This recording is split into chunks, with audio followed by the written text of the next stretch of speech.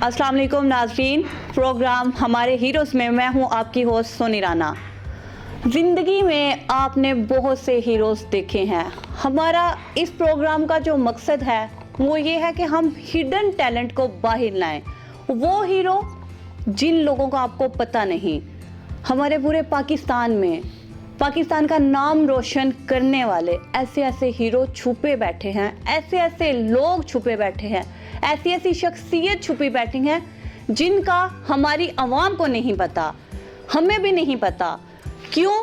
हम जो पुराने लोग हैं हम सिर्फ उन्हीं चेहरों को दिखाते हैं, ये वाला चेहरा हो गया, ये मशहूर है तो मशहूर है, हमने उसी को ही फेम देना है, उसी को ही फेमस करना है।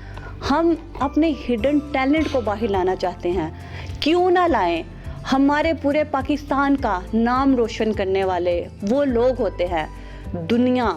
पूरी दुनिया उनको देखती है कि दुनिया में वो कैसे अपनी शख्सियत को उभारते हैं और किस तरह वो पाकिस्तान के साथ साथ अपने ख़ानदान का नाम पूरी दुनिया के सामने रोशन करते हैं। तो जी नाज़रीन, हमारे पास आज एक बहुत ही हिडन टैलेंट छुपा हुआ है, मुझे भी नहीं था उसका पता। हमारे सिटी के हैं और हमें बिल्कुल भी नहीं था पता। तो मैं आपकी मुलाकात आज उनसे करवा रही हूँ प्रोग्राम हमारे हीरोज़ में।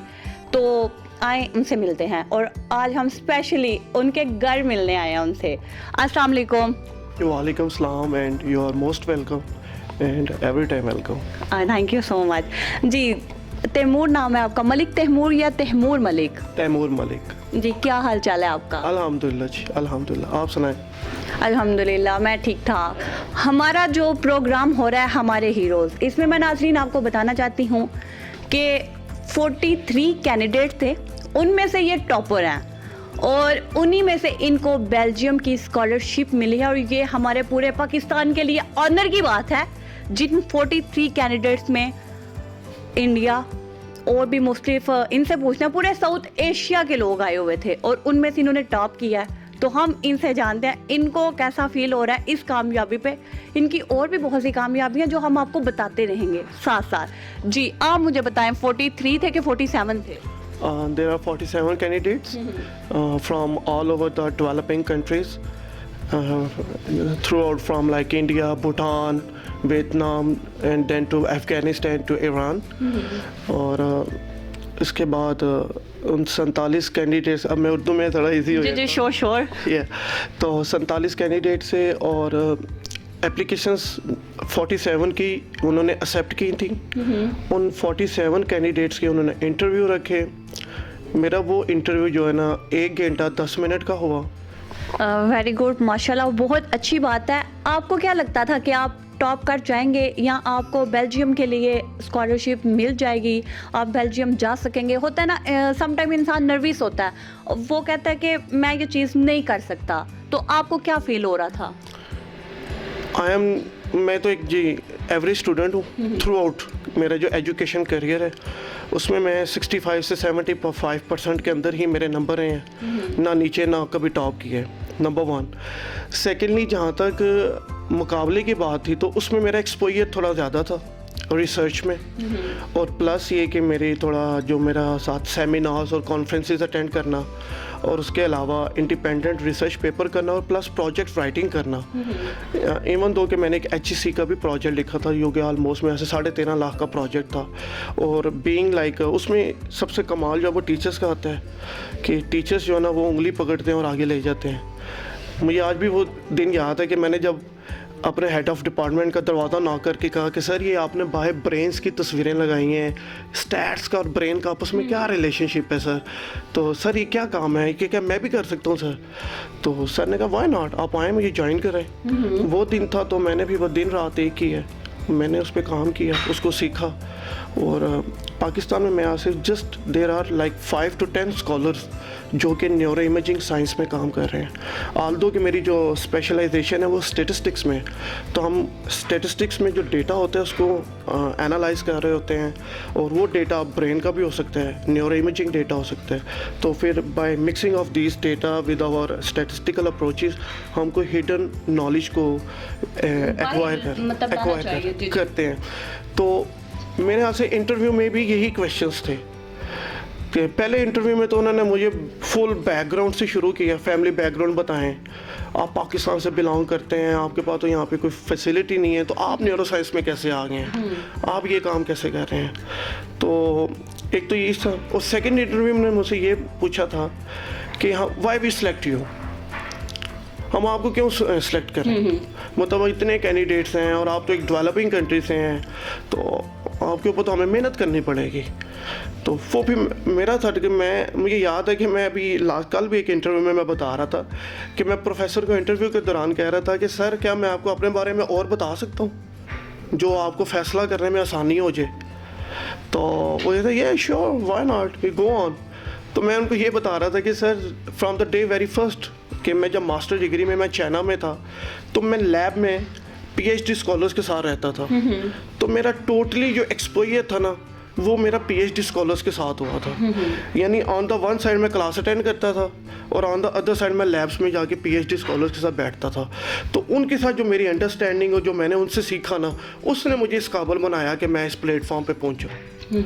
और इसमें एक मैं बात और ज़रूर बताना चाहूँगा स्पेशली एवरेज स्टूडेंट्स के लिए कि मैंने आज तक ना कभी फर्स्ट आया, ना सेकंड आया, ना मैं थर्ड आया, और एट द सेम टाइम मैं आज तक फेल भी नहीं हुआ, ठीक है। लेकिन मैं एक एवरेज स्टूडेंट रह के लेकिन मैं कंसिस्टेंट था, काम करना था, फैमिली सपोर्ट थी, अब्बू हमेशा एज अ फ्रेंड मेरे साथ होते थे, ठीक है, और मेरे भाई और मेरी भाभी, और प्लस जो मेरे टीचर्स थे जिसमें head of department doctor Fayaz थे, मेरे जो फर्स्ट सुपरवाइजर थे डॉक्टर रिजवान साजिद, और एज वेल जितने भी और मेरे टीचर्स थे।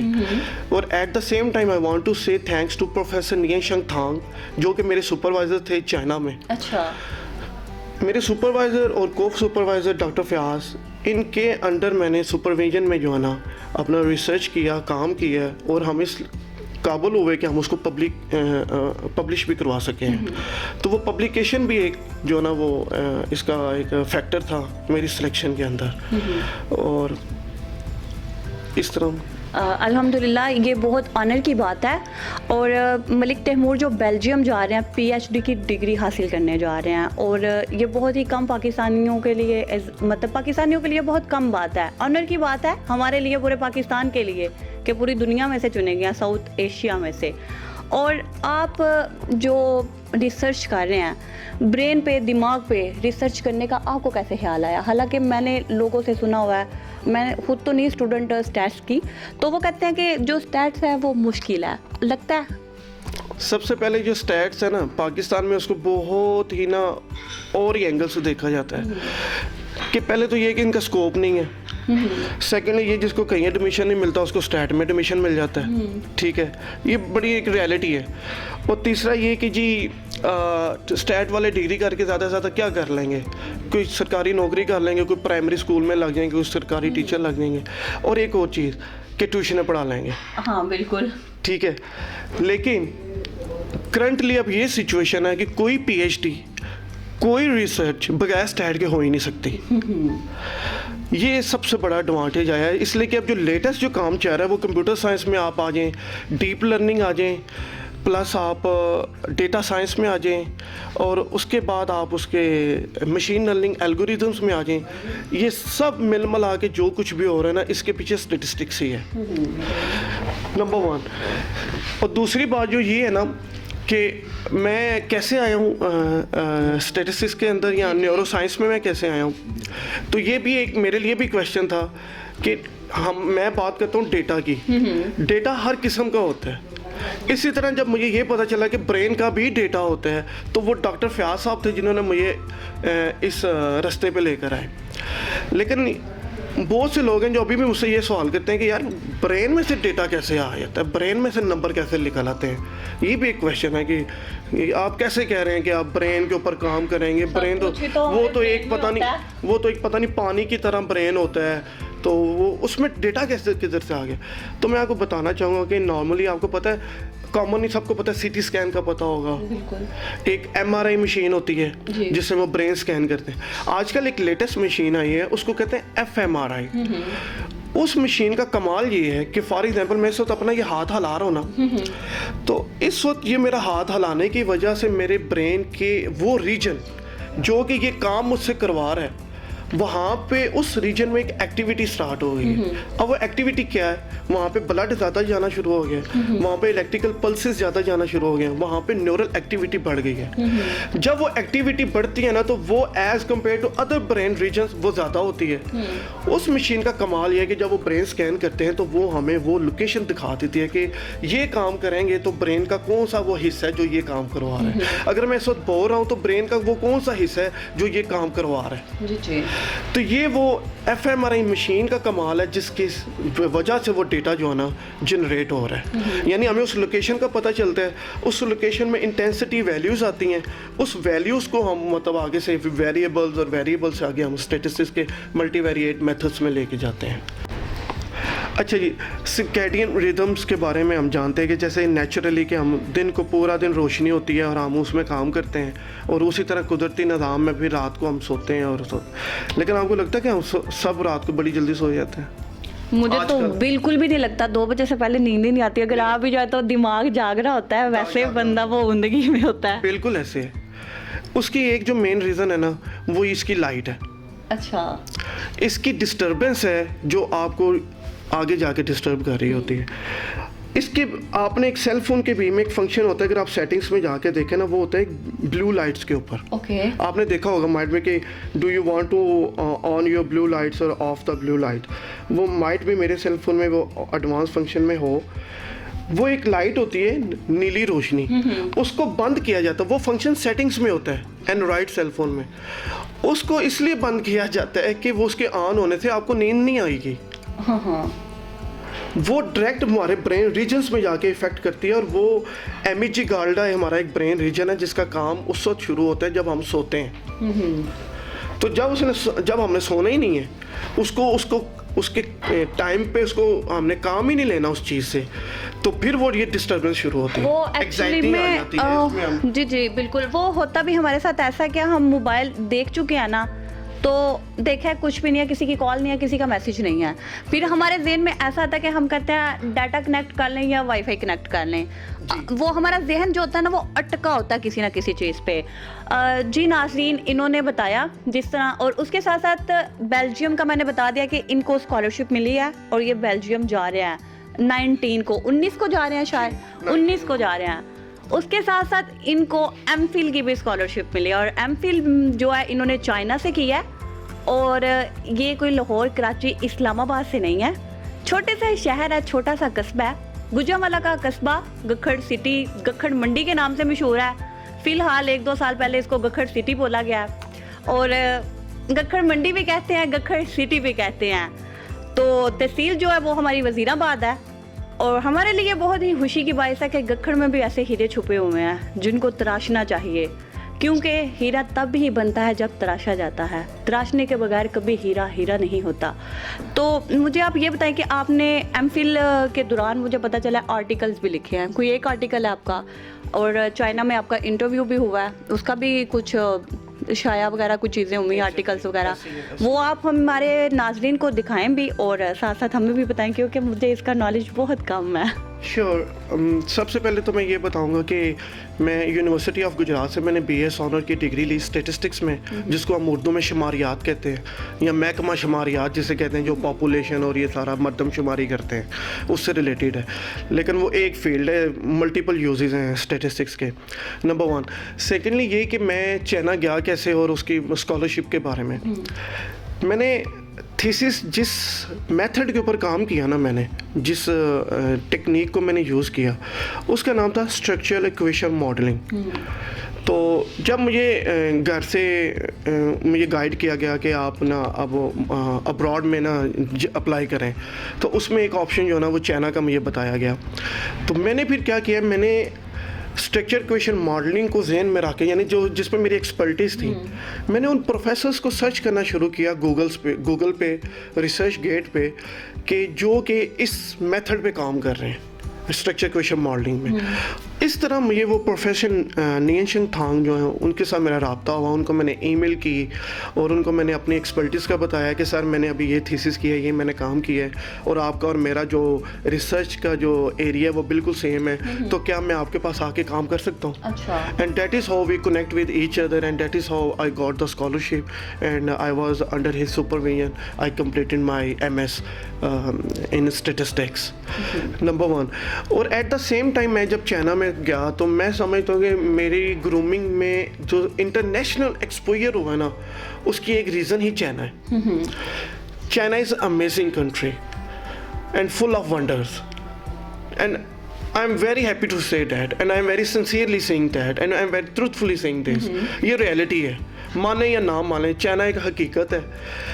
मैं आप छोटी सी बात में बताता हूँ कि मेरी क्लास में अगर गोरे मेरे साथ आके बैठे हुए हैं ना तो आप इधर से अंदाज़ा लगा लें कि चाइना में गोरे अगर हमारे साथ बैठे ना तो इसका मतलब है कि वो कुछ है, तो उधर वो उनको वो स्टैंडर्ड लिविंग स्टैंडर्ड मिला है तो वो उधर आए हुए हैं। बिल्कुल इस बात से हम इनकार नहीं कर सकते कि चाइना में दम है, तो आप पूरी दुनिया में अपना लोहा मनवा रहे हैं। एग्जैक्टली।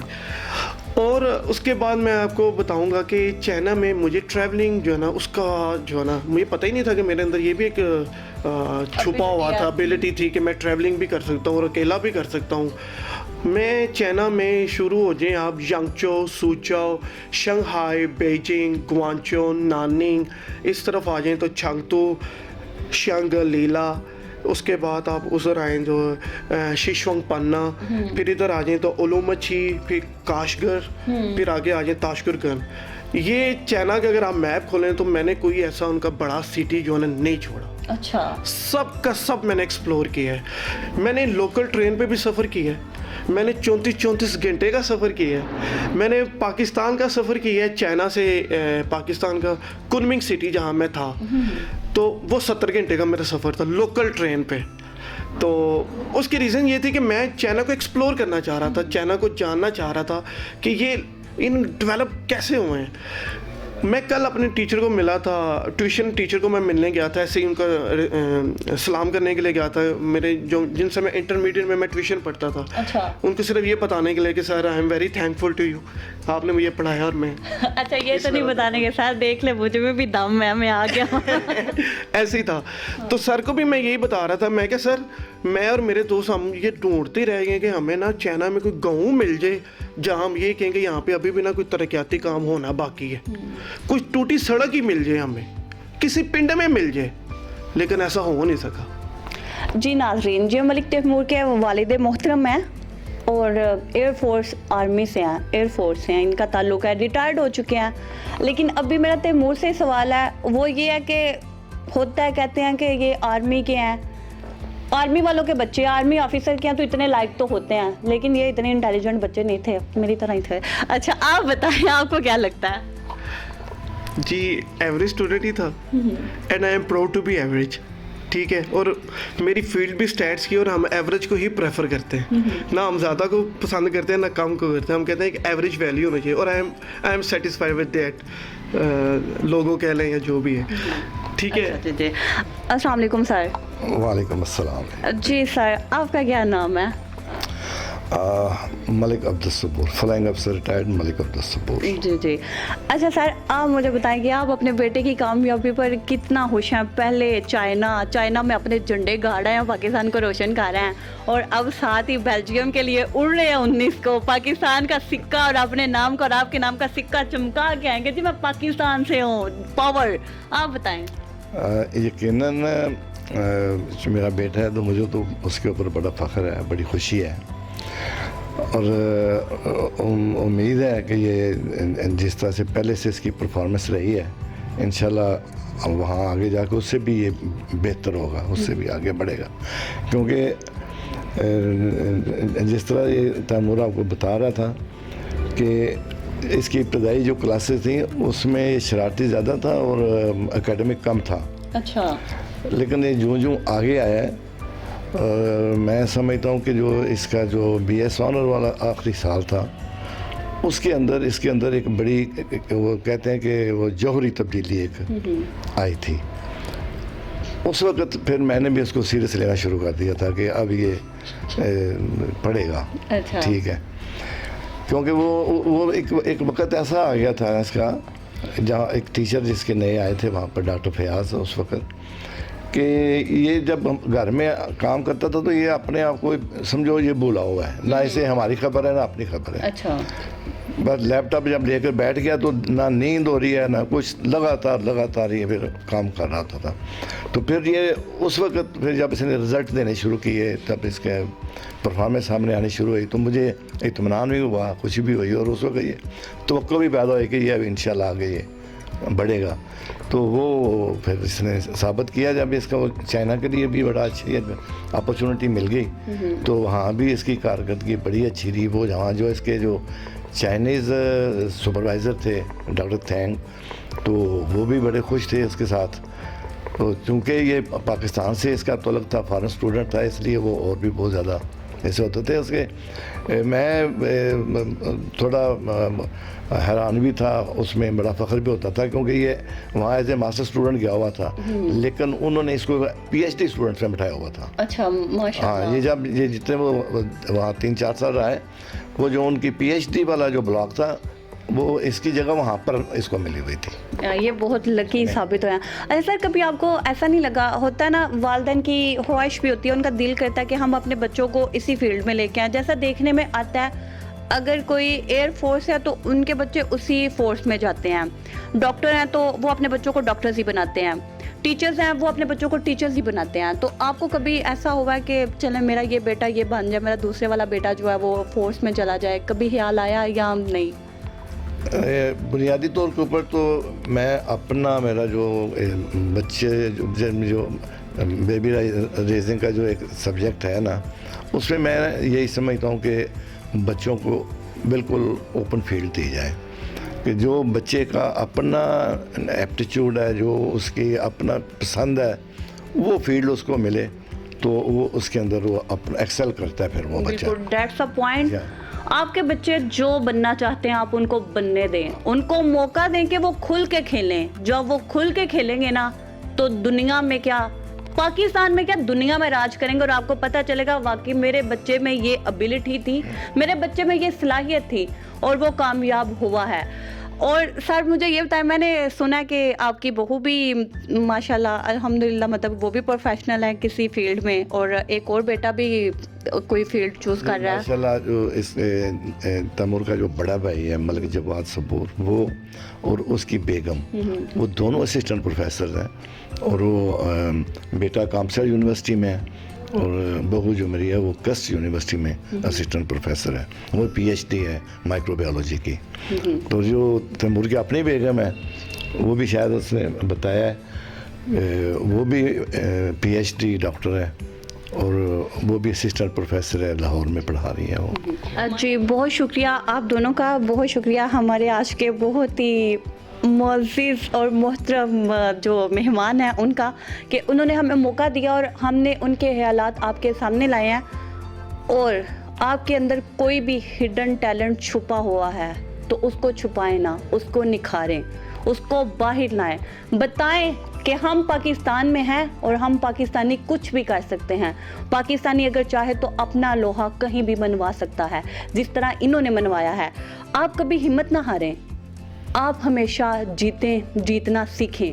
अगर हमने काम करना है तो करना है, डट जाएं, ज़िद्दी बन जाएं कि मैंने ये काम करना है तो इंशाल्लाह करेंगे। मेहनत करें सिंसियरिटी के साथ। ये नहीं है कि बस किसी ने कहा कि तुम क्या कर रहे हो, ना करो। नहीं, आप करें, आपका दिल कह रहा है करें। लोगों की बातों पे अमल ना करें, लोग तो कहते हैं, वो कहते रहेंगे। आप बस अच्छे तरीके से अपने काम पर फोकस करें, अपने काम को सर अंजाम दें।